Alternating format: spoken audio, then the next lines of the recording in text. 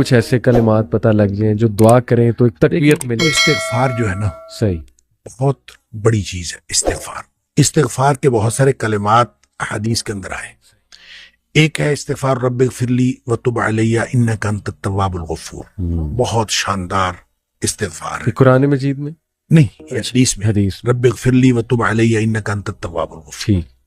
ایک استغفر اللہ الذی لا الہ الا هو الحی القیوم واتوب الیہ. بالکل صحیح. یہ والا جو ہے نا استغفر اللہ الذی لا الہ الا هو الحی القیوم واتوب الیہ، اندازہ کیجئے کہ حدیث میں قرآن میں آتا ہے کہ جو شخص میدان جنگ سے فرار ہو نا اس پر اللہ کا غضب نازل ہوتا ہے. صحیح. یعنی میدان جنگ سے، میدان جہاد سے جو شخص فرار ہو صحیح. اس پر اللہ کا غضب نازل. صحیح. اس قدر اس نے بڑا جرم کیا.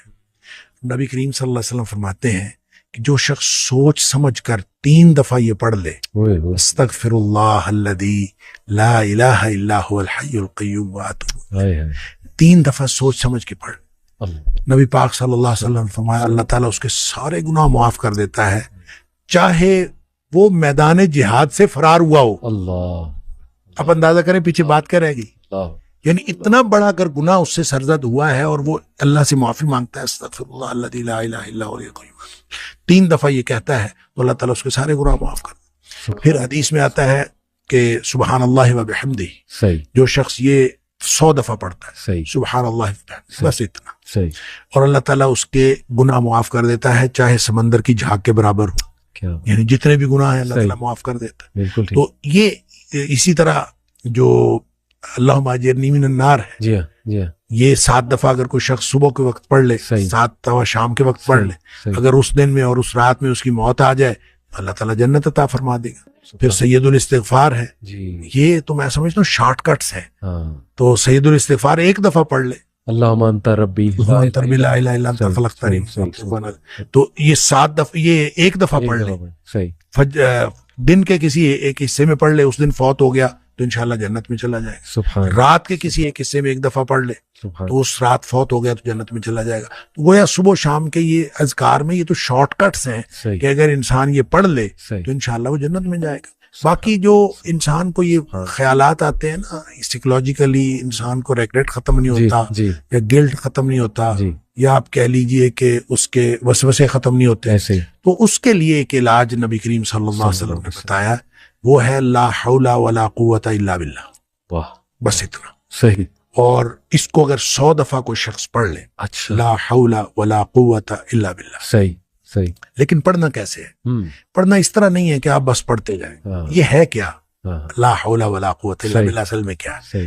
حول کا معنی بھی قوت ہے اور قوت کا معنی بھی قوت ہے. لا حول ولا قوت، یوں کہہ لیجئے نہ کوئی اجتماعی طاقت نہ کوئی انفرادی طاقت الا باللہ، سوائے اللہ کے، یا نہ گناہ چھوڑنے کی طاقت نہ نیکی کرنے کی طاقت صحیح الا باللہ. یعنی یا تو ایک کو پازیٹیو بنا لے، ایک کو نیگیٹو بنا لے، یا ایک کو اجتماعی یا ایک کو انفرادی. صحیح. اب اللہ کے سامنے اس کو اپنا مسئلہ سمجھ کے نا، اپنا جو بھی مسئلہ ہے وہ سوچے، صحیح، اور سوچ کے اپنے اللہ کے سپرد کر دے. یا اللہ میری تو کوئی طاقت نہیں، نہ انفرادی نہ اجتماعی، الا باللہ. ہاں تو عطا فرمائے طاقت تو ہو سکتی ہے. کیوں میں اس کو کہتا ہوں یہ بے بسی کا کلمہ ہے.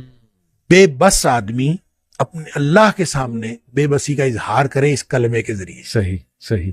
تو پھر یہ نبی پاک صلی اللہ علیہ وسلم نے فرمایا، جس شخص نے کہا تھا نا مجھے وسوسے آتے ہیں، جی، آپ نے فرمایا لا حول ولا قوت الا باللہ پڑھا کر، تیرے وسوسے بھی ختم ہو جائیں گے، اور اس کے علاوہ اللہ تعالیٰ تیرے 100 مسئلے حل کر دے گا. واہ واہ. آپ اندازہ کریں ایک شخص کے 100 مسئلے ہوتے نہیں ہیں. صحیح. 2 نہیں تو 4، 4 نہیں تو 6، 6 نہیں تو 8. اس سے زیادہ مسئلے تو کسی کے ہوتے نہیں. ایسے ہی. تو لا حول ولا قوت الا باللہ پڑھنے سے وسوسے بھی دور ہو جاتے ہیں. اور اس کے علاوہ، اور وسوسے جب حدیث میں اس کا لفظ وسوسے آتا ہے تو میں اس کا سمجھتا ہوں کہ اس سے مراد سائیکولوجیکل پرابلمز ہیں. تو جتنے سائیکولوجیکل پرابلمز ہیں وہ اس سے حل ہو جاتے ہیں. اللہ کا ذکر ہر اعتبار سے بہترین ہے، لیکن بعض تو بالکل ایسے ہیں جیسے وہ تیر بہدف ہے. کیا بات. تو یہ شیخ اس کو جنت کے خزانوں میں سے بھی بالکل، اس کو لا حول ولا قوت الا باللہ، اس کو نبی اکرم صلی اللہ علیہ وسلم نے جنت کے خزانوں میں سے خزانہ بھی قرار دیا ہے. اور جس کو جنت کا خزانہ مل جائے اس کو اور کیا چاہیے. آپ کو شاید میں نے یہ واقعہ پہلے سنایا ہو. میرے والد صاحب رحمۃ اللہ علیہ بہت زیادہ ذکر کیا کرتے تھے جوانی میں، صحیح. اور ہماری دادی بھی بتایا کرتی تھی کہ یہ محی الدین بڑا ذکر کیا کرتا تھا. تو اس کے مختلف وہ جنگل میں چلے جاتے تھے، بعض اوقات اپنا ان کا تو طریقہ کار تھا. والد صاحب نے خود مجھے یہ واقعہ بتایا. وہ کہتے ہیں کہ مجھے ایک دفعہ یہ حدیث نظر سے گزری کہ جنت کے خزانوں میں سے خزانہ ہے لا حول ولا قوت الا باللہ. تو کہتے ہیں میں نے اس کے بعد باقی سارا ذکر جو ہے کم کر دیا. اچھا. تو سب سے زیادہ اسی کو پڑھا لا حول ولا قوت. کیا کہتے ہیں میں نے یہ سوچا کہ جس کو جنت کا خزانہ مل جائے اس کو اور کیا چاہیے. تو کہتے ہیں میں نے صبح و شام کثرت کے ساتھ لا حول ولا قوت الا باللہ لا حول، بس یہی. اصل میں یہ بات والد صاحب نے مجھے اس سوال کے جواب میں بتائی تھی کہ والد صاحب نے کبھی بھی دنیاوی طور پر کوئی کاروبار، کوئی جاب نہیں کی. اچھا. نہ کوئی کاروبار کیا، صحیح، نہ کوئی جاب کی. صحیح صحیح. 16 بہن بھائی ہم تھے جن کو پالا ہے انہوں نے. تو میں نے ایک دفعہ ان سے پوچھا تھا کہ ابا جی آپ کو کبھی زندگی میں کاروبار کرنے کا خیال نہیں آیا؟ ان کا آیا تھا، ان کا کاروبار کا خیال آیا تھا جوانی میں.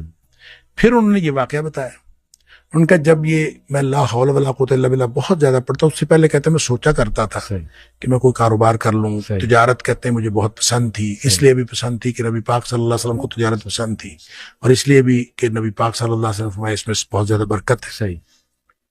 کہتے میں سوچا کرتا تھا، کیا نہیں کبھی. تو جب لا حول ولا قوت الا باللہ میں نے بہت زیادہ پڑھا، کہتے ایک دفعہ خواب میں مجھے اللہ تعالیٰ نے دکھایا کہ میرا یوں کر کے دھڑ جو ہے وہ آدھا کر دیا گیا. اچھا. آدھا کر کے مجھ سے الگ کر دیا گیا. اچھا. اور میرا آدھا دھڑ الگ ہو گیا، لیکن میں باقی کا پھر بھی مکمل ہوں. یعنی وہ آدھا دھڑ الگ کر دیا گیا ہے اور میں پھر بھی مکمل ہوں. صحیح. اور مجھے خواب میں ہی بتایا گیا، یہ سمجھایا گیا کہ تیری دنیا ہم نے تجھ سے الگ کر دی ہے. جنت مانگتے تھے نا اللہ، تو ہم نے تجھ سے تمہاری دنیا الگ کر دی ہے. تو والد صاحب یہ فرمایا کرتے تھے کہ اس کے بعد مجھے زندگی میں کاروبار کرنے کا خیال بھی نہیں آیا. اس سے پہلے خیال آتا تھا، کیا تو پہلے بھی نہیں تھا، اس سے پہلے خیال آتا تھا، اس کے بعد کبھی کاروبار کرنے کا خیال